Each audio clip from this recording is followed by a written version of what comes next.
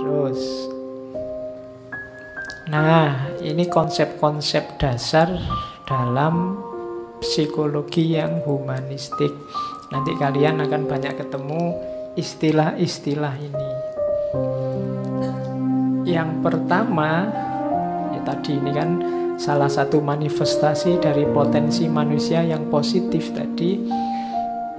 Yang pertama, pendekatan humanisme pada manusia itu meyakini adanya free will.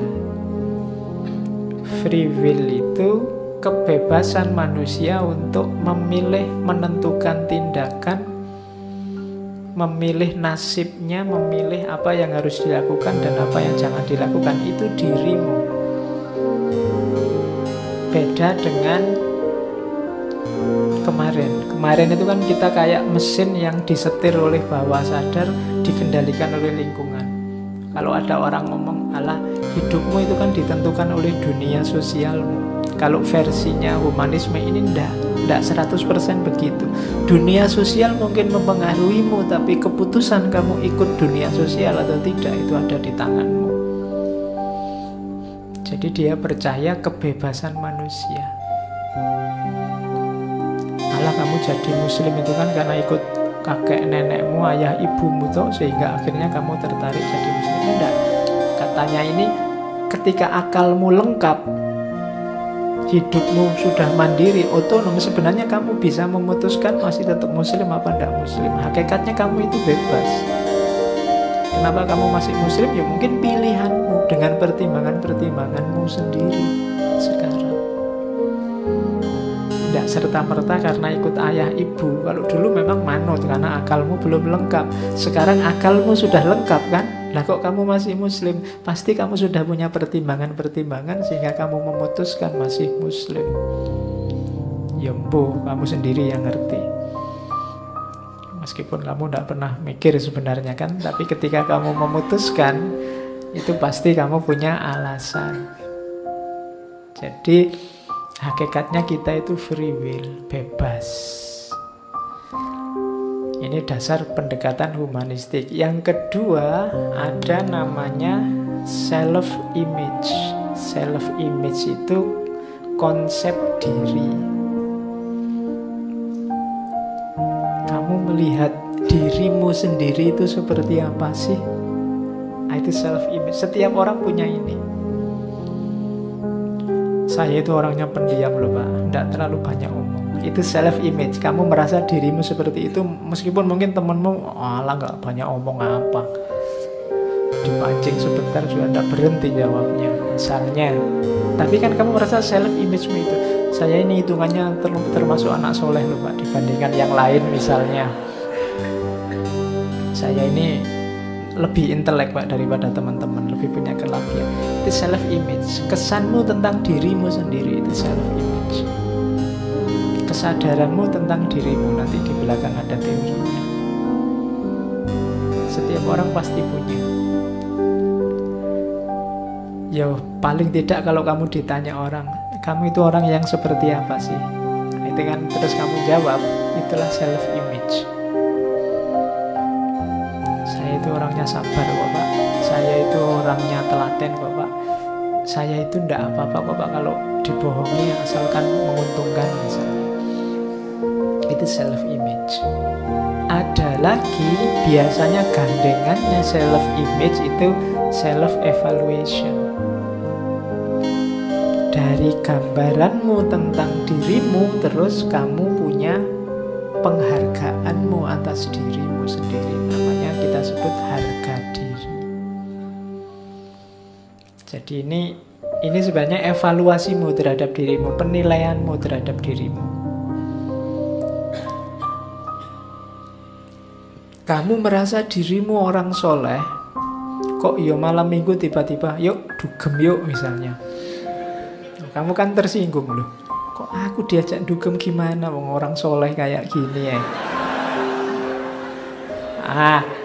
Itu kan harga diri, kamu merasa wah harga diri ini. Kan gitu. Jadi kenapa kok kamu marah? Karena kamu punya evaluasi sendiri terhadap dirimu. Kamu menilainya berapa, kok orang menilainya jauh di bawah itu kan kamu tidak terima. Kamu ingin dihargai sebagaimana kamu hargai dirimu. Itu namanya self-evaluation. Oke, makanya ya kamu menakar dirimu dan menilai dirimu harus pas. Jangan terlalu tinggi juga jangan terlalu rendah. Kalau terlalu rendah kamu diremehkan orang. Kalau terlalu tinggi kamu jadi sombong, keduhuran. Kan tidak enak menghadapi orang yang harganya terlalu mahal. Diajak ngomong itu tersinggung, diajak ini marah, diajak itu marah. Dia harus spesial terus. Itu biasanya orang menakar dirinya terlalu tinggi. Tidak enak diajak bergaul. Tapi juga jangan terlalu murah. Kalau terlalu murah juga kamu tidak punya harga, nanti diremehkan orang, tidak punya nilai. Kalau kamu tidak punya nilai, kamu tidak bisa free will. Nanti kamu direndahkan orang, keputusan-keputusanmu diremehkan. Jadi free will punya nilai diri dengan self-image yang cocok. Kemudian yang keempat, self-actualization. Konsep psikologi humanistik menghargai aktualisasi diri. Tadi kan saya bilang diri kita ini banyak potensi-potensi luar biasa. Maka aktivitas kemanusiaan yang mulia adalah apa? Aktualisasi diri.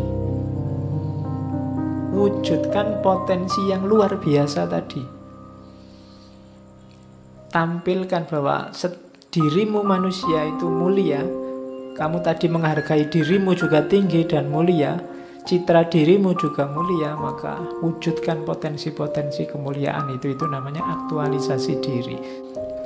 Kemudian yang terakhir, dasar psikologi humanistik adalah frame of reference. Frame of reference itu menyikapi orang lain secara empatik sebagaimana dia menyikapi dirinya. Kalau tidak mau dicubit ya jangan nyubit. Itu frame of reference. Ukurannya dirimu. Kalau kamu digituin tidak enak, jangan menggituin orang lain. Apa bahasa Indonesia ini menggituin itu?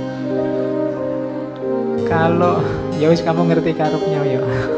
Jadi kalau kamu tidak mau disakiti orang, jangan nyakiti orang lain. Kalau tidak mau dicubit orang, jangan nyubit orang lain. Ini kan prinsip emas kalau dalam etika. Frame of reference. Jadi frame of reference itu dirimu tadi yang berharga tadi jadikan pijakan untuk memahami orang lain. Kalau dalam psikologi namanya empati. Seandainya aku dalam posisinya dia, seandainya aku seperti dia, itu empati.